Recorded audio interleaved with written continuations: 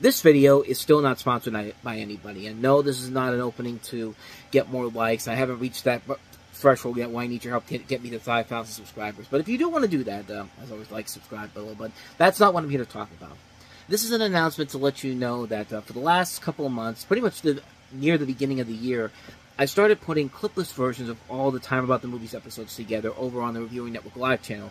And I am very happy to report that every episode, up until the one from yesterday, is uploaded and ready to go. Like, every episode from the first episode I did from the week I was born to November of 2005, all of them are now available in a clipless version package. So if you want to watch those episodes without me showing the clips or anything, and you just want to see the reviews, I'll leave a link to it in the description down below. And you can also find them all on the Reviewing Network Live channel as well. Hit the like button, subscribe button, and notification button on this channel and the Reviewing Network Live channel so you can get updates on when we post there. We post on both channels every day. But also, as I'm saying this, I am now here to tell you that you can still watch the regular versions with the clips on this channel, but you can also watch the clipless versions of each new episode over on the Reviewing Network Live channel as well. So if you want to see over 860 episodes that I've already done from the time I was born to the current time I'm at right now, like I said, descriptions down below, links down below. So just wanted to give you an update on that front. But with all that said, on with the show.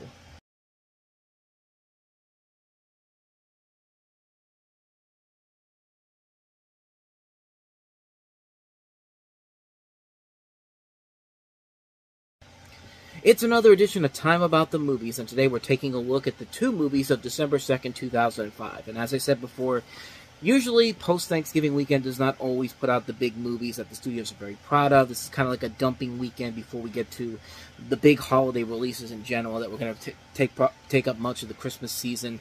And we have one big new movie that was probably meant for much bigger pastures, but unfortunately the studio messed around with it and it turned out a bad product, and so we have it now on this weekend. And we have an Oscar contender to look at too. But let's take a look at that first movie I was talking about. We have Charlize Theron in the feature film adaptation of Peter Chung's classic MTV series, Aeon Flux. She was the government's top agent until they betrayed her and left her for dead on December 2nd. Vengeance is coming. Good boys. Charlize Theron is. She's coming. Amateurs. Aeon Flux. I'll keep off the grass. Rated PG-13. Starts December 2nd.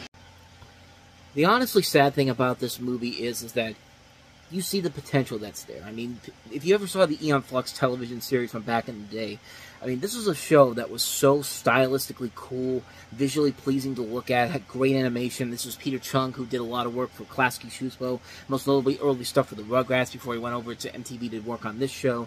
I mean, he has such a unique style to him, and you can tell that the movie is trying to have that, but, you know, it just can't handle it because, you know, it's a lot of studio interference taking part in this whole movie in general. And I mean, Charlize Theron isn't a bad choice for Aeon Flux either. I mean, she fits the part pretty well here, and I thought that was one of the things that would probably save the movie in general because she's putting her all into this performance. But as the movie will show, yeah, visuals don't always make the movie, as I always say. But 400 years into the future, set in the year 2415, Aeon Flux is a mysterious assassin 4 centuries after a virus nearly annihilated the human race, leaving only 5 million survivors in a utopian city called Bregna.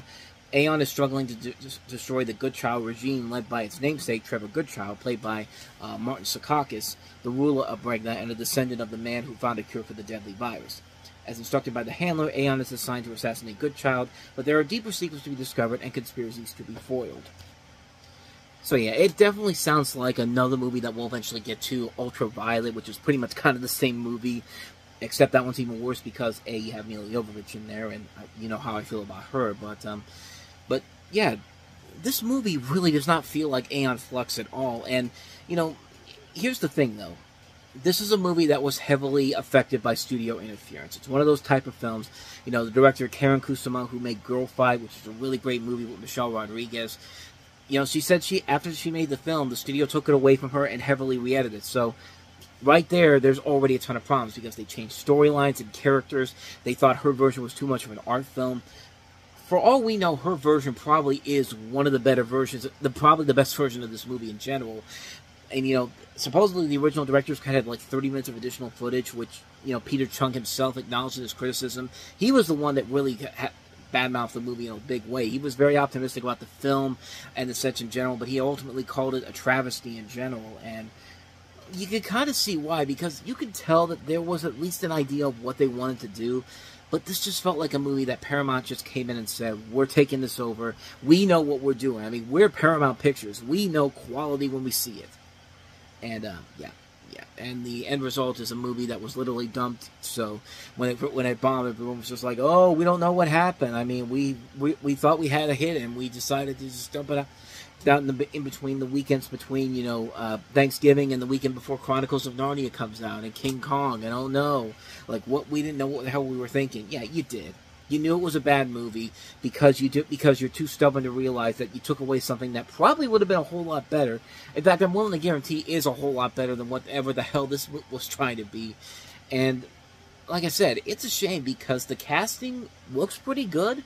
The action sequences look pretty good. The visuals kind of help give this movie a look of something interesting and different. But the finished product just really is a film that was just a mess on all different types of levels, and it was mostly because of the studio. I'm willing to believe that the original version that they had was probably the much better movie that they were hoping to go with here, but I don't know if we'll ever see that version. I'm pretty sure it's not. I mean, it could be out there somewhere, but heaven forbid if Paramount actually bothers to even put it out. But yeah, this was a major disappointment. It was a movie that I was really looking forward to it just because I like the style of the animated series, and I like Charlize Theron a lot. I like this director a lot, but finally seeing it, it's just like, yeah, you guys screwed the pooch big time on this one.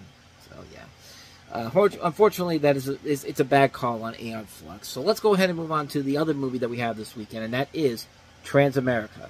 IFC Films present. Get in here before the neighbors see you. I thought you said your parents were dead. Wishful thinking. Your mother and I both love you. But we don't respect you. A story of two people and the one secret that has kept them apart for 17 years. She is not my mother. She's not even a real woman. Just because a person doesn't go around blabbing her entire biological history doesn't make her a liar. Hey, look. You boys go ahead. Come on. Again, another one of those movies that has a topic of discussion that's still very much relatable, even in today's world.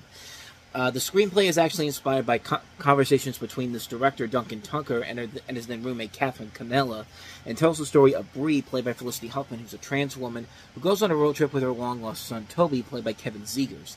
You also have Graham Greene, Finola Flanagan, Burt Young, Carrie Preston, Elizabeth Pena.